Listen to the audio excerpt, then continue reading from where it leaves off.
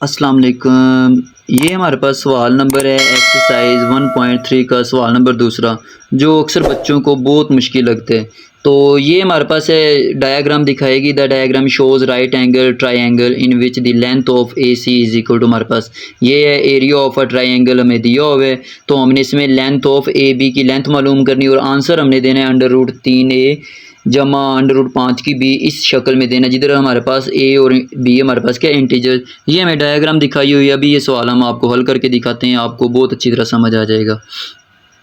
जी देखिए, हमें मसलस का रकबा भी दिया हुआ है और ए सी की लंबाई भी दी हुई है और ए बी की हमने क्या मालूम लंबाई मालूम करनी है। तो सवाल की शर्त के मुताबिक हमने जो आंसर आना है वो हमने √3 की ए और √5 की बी की शक्ल में लिखने हैं। तो ये भी हम आपको हल करके दिखाते हैं। आपको पता है मसलस का रकबा किसके बराबर होता है? मसलस का रकबा हमारे पास क्या होता है? मसलस का रकबा हमारे पास होता है 1/2 ब्रैकेट में लंबाई ज़रब चौड़ाई। तो ये हमने 1/2 क्यों किया है अभी मैं आपको बताता हूँ। ये देखिए हमारे पास एक ये रेक्टेंगल होती है जो मुस्ततील होती है। ये हमारे पास क्या है? मुस्ततील है। तो ये जब मुस्ततील को आप हाफ करेंगे ना, 2 पर कट करेंगे, तो ये देखें एक ये हमारे पास क्या बन गई है? ये हमारे पास एक रेक्टेंगल बन गई है, हमारे पास ट्राइंगल बन गई है। ये एक हमारे पास मसलस बन गई है और एक ये वाली बन गई है। तो इसलिए हमने ये मसलस का रकबा मालूम करने के लिए 1/2 लंबाई ज़रब चौड़ाई की है। तो आपको इधर ये जो हमारे पास ए बी है ना, ये जो ए बी की हमने लंबाई मालूम करनी है। अगर देखा जाए तो ये हमारे पास एक चौड़ाई भी मुस्ततील की है, तो इसीलिए हमने इसको ए बी को हम एज ए चौड़ाई भी लिख सकते हैं। तो अभी हमसे ये सवाल मसलस का रकबा मालूम चौड़ाई मालूम कर लेते हैं। तो मसलस का रकबा हमें क्या दिया हुआ है? मसलस का रकबा हमें दिया हुआ है 1 जमा √15 और इज इक्वल टू 1/2। तो लंबाई हमें क्या दी हुई है? लंबाई हमें दी हुई है √3 जमा √5 और ज़रब होगा ए बी हमारे पास चौड़ाई है, तो ए बी हम इधर वैसे का वैसे ही लिख लेते हैं। तो जब ये हमारे पास ये वाली कीमत इधर आएगी तो ये 2 ऊपर चले जाएगा और ये कीमत हमारे पास क्या आ जाएगी? नीचे आ जाएगी। जी ये वाली कीमत जब हम इधर लेकर आएंगे तो ये 2 ऊपर चले जाएगा, इससे ज़रब हो जाएगा, इधर 2 आ जाएगा हमारे पास। 1 जमा √15 वैसे के वैसे हमने लिख लिया और ये कीमत हमारे पास ऊपर थी, ये नीचे आ गई हमारे पास √3 जमा √5। तो is equal to A B. तो ये वाला अब हम सवाल हल करेंगे। आपको पता है डिनोमिनेटर को रैशनलाइज करेंगे, 2 वैसे के वैसे 1 जमा √15 और ये वाली कीमत इसके नीचे लिख देंगे √3 जमा √5। तो डिनोमिनेटर रैशनलाइज करने के मेथड आप लोगों को पता है कि हम इसके कॉन्जुगेट से तकसीम और ज़रब दे देते हैं। तो इसका कॉन्जुगेट हमारे पास माइनस हो जाएगा √5 और √3 माइनस √5, तो ए बी। तो इधर हमने ये इससे मल्टीप्लाई होगा और ये फैक्टर हमारे पास इसके ऊपर हमने फ़र्क का फार्मूला लगा देना है। √3 का स्क्वायर हो जाना है माइनस √5 का स्क्वायर और ऊपर जब आप ये 2 वैसे के वैसे लिख देंगे, ये इससे मल्टीप्लाई होगा √3 माइनस √5 वैसे के वैसे आ जाना क्योंकि 1 से ज़रब दिया। और जब इससे मल्टीप्लाई करेंगे ये जमा हो जाएगा हमारे पास, जमा √15 को और √3 से जब हम ज़रब देंगे तो ये √15 भी लिख लेंगे हम और √3 भी वैसे का वैसे आ जाना हमारे पास। और जमा माइनस माइनस √15 वैसे का वैसे लिख देने और √5 इधर आ जाएगा हमारे पास is equal to A B. तो जब ये हमने इसके ऊपर फ़र्क का फार्मूला लगाया तो ये हमारे पास ये इससे कैंसिल आउट हो गया, ये इससे कैंसिल आउट हो गया, तो 3 माइनस 5 बच गया हमारे पास और 2 वैसे के वैसे बाहर है हमारे पास।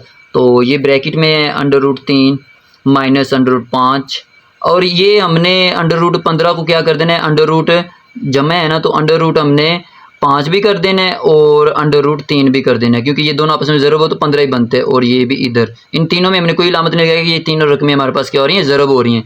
माइनस ये भी हम वैसे के वैसे √5 और √3 और √5 is equal to A B.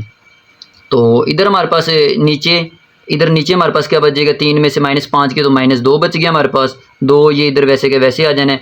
और इधर हमारे पास ये √3 और माइनस √5 और ये देखो इधर हमारे पास √5 है और ये हमारे पास क्या हो जाना है? ये स्क्वायर हो जाना है और जब ये स्क्वायर होगा √5 और √3 का स्क्वायर हमने लगा देना है और ये जमा हो रहा है इधर। और माइनस इधर हमने क्या कर देना है? √3 और √5 का स्क्वायर लगा देंगे is equal to A B. और ये स्क्वायर इससे कैंसिल आउट हो जाएगा, ये इससे कैंसिल आउट हो जाएगा। तो इधर 2 √3 माइनस √5 जमा में हमारे पास √5 की 3 और माइनस √3 की 5 और ओवर में हमारे पास क्या है? ओवर में -2 is equal to A B.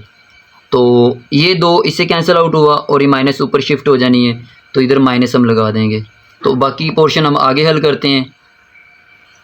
देखें ये हमारे पास इधर माइनस बच गई है हमारे पास, और √3, और ये √3 नहीं, इधर देखें ये हमारे पास क्या है, √3 की पावर 1 है, √3 की 1, और ये हमारे पास क्या है, √3 की -5 है। तो -5 में से जब हम 1 निकाल देंगे तो -4 बच जाएगा। √3 की -4, और ये √5 की 3 है हमारे पास, और ये √5 की 1 है, और माइनस जमा माइनस होते हैं। तो इसमें से हमने जब 3 में से 1 निकाला तो हमारे पास जमा में √5 की 2 बच गया, और is equal to A B. तो इधर हमारे पास ये माइनस है, जब माइनस ये अंदर हमारे पास मल्टीप्लाई हो जाएगी तो माइनस माइनस आपस में क्या हो जाएगा, जमा हो जाएगा। √3 की 4 माइनस में थी वो जमा होगी, और ये हमारे पास क्या हो जाएगा, माइनस हो जाएगा √5 की 2 is equal to A B. तो आपको पता है सवाल की शर्त के मुताबिक जो हमने आंसर लिखना है वो क्या था, वो हमने लिखना है आंसर इस शक्ल में, √3 की पावर ए, √3 के साथ ए, और जमा √5 के साथ बी। तो ये शर्त भी हमने हल कर दी। तो ए की कीमत हमारे पास क्या आ गई, ए की कीमत हमारे पास आ गई 4, और बी की कीमत क्या आ गई हमारे पास -2, और सॉल्यूशन सेट हमारे पास क्या बन गया, ए की कीमत हमारे पास 4 और बी की कीमत -2, और ये ए बी की कीमत भी यही आ गई हमारे पास। अल्लाह हाफिज़।